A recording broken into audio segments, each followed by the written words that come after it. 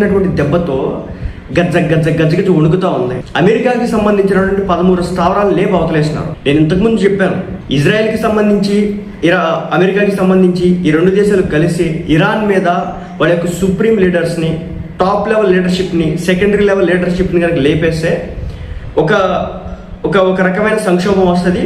దాంతో దేశం సర్వనాశనం అయిద్దని అనుకున్నారు.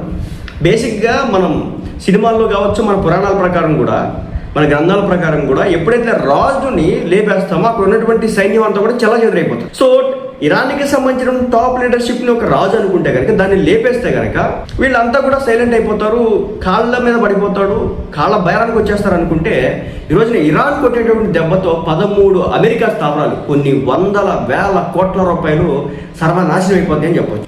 ఇజ్రాయెల్ అమెరికా తమపై దాడులు చేస్తుండటంతో ఇరాన్కు కూడా ఏమాత్రం వెనక్కి తగ్గడం లేదు. మిడిల్ ఈస్ట్లోని అమెరికా సైనిక స్థావరాలపై విరుచుకుపడుతూ ఉంది.